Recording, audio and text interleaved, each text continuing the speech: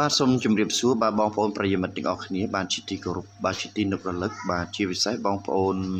ដែលចូលចិត្តបាទនិយមទស្សនា Channel YouTube របស់ខ្ញុំ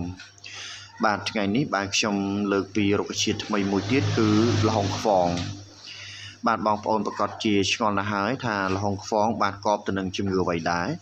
បាទដូច្នេះបាទរុក្ខជាតិបាទឱសថដូចជាល្ហុងខ្វងបាទមានគុណសម្បត្តិបាទពាក់ព័ន្ធនឹងជំងឺខ្លះផងដែរ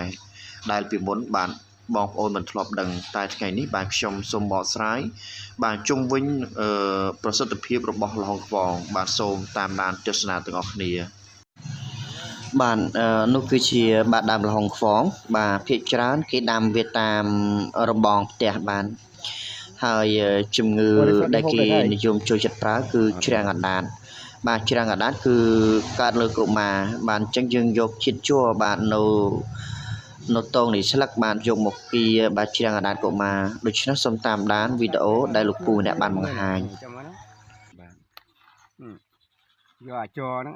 យកចរហ្នឹងយកគៀនដាក់ដល់កូនក្មេងបាទជប់វានេះក៏វាកើតជ្រាំងនេះមើលនេះឃើញនេះបាទយកហ្នឹងកណាត់ណាជ្រះដាក់ឲ្យបដ ாய் ជ័របាទនេះមើលហូរនេះនឹងគេយកហ្នឹងហ៎បាទយកទៅនេះជ័រនេះអីនេះជ័របាទជ័រវានេះមិនយកអាធៀងទៅបុកជាមួយទេតែយើងកាច់ញ៉ាំអត់មកតែកាច់ចឹងនេះចាំមកណាហើយដើមចាស់មិនចាស់វាអត់ចង់ហូរនេះឃើញនេះបាទមានគឺអញ្ចឹងមើល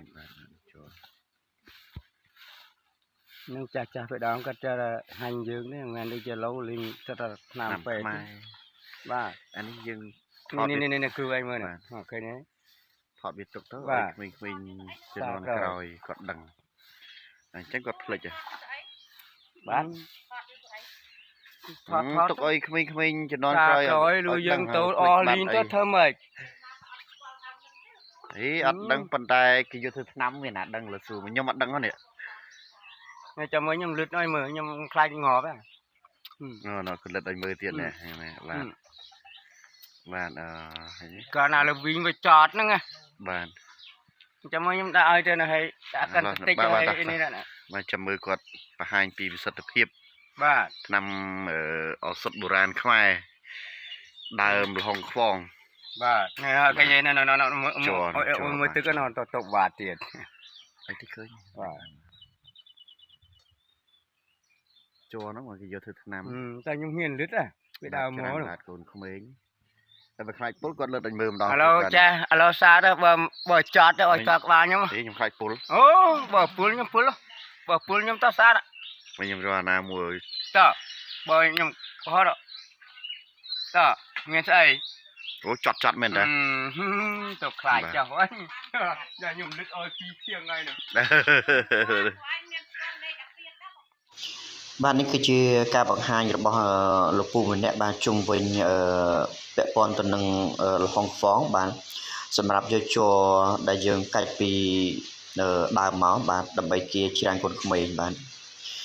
គាត់ថាមានប្រសិទ្ធភាពខ្ពស់ណាស់បាទសម្រាប់ព្យាបាលជំងឺជ្រាំងកូនក្មេងបាទហើយជំងឺមួយមុខទៀតគឺសម្រាប់បញ្ចុះលាមកបាទចឹងការបញ្ចុះលាមកនេះគឺបញ្ចុះខ្លាំងមែនទែនបាទបញ្ចុះខ្លាំងបាទយើងប្រើគ្រាប់បាទល្ហុងខ្វងតែ3គ្រាប់ទេបាទ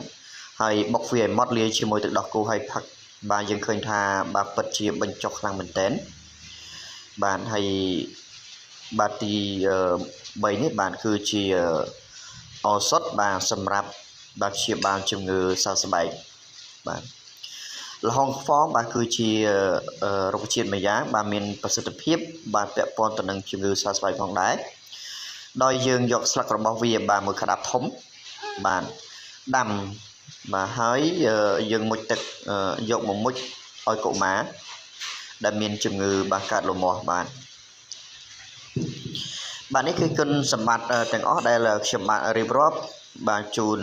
បងប្អូនទាំងអស់គ្នាបាទដើម្បីជាបទពិសោធន៍ឬក៏បងប្អូនទុកបើគិតថាបាទរុក្ខជាតិមួយនេះមានផលប្រយោជន៍សម្រាប់បងប្អូនបាទបងប្អូនបាទមើលហើយអាចធ្វើតាមបាទជាពិសេសកុមារដែលកើតជ្រាំងបាទ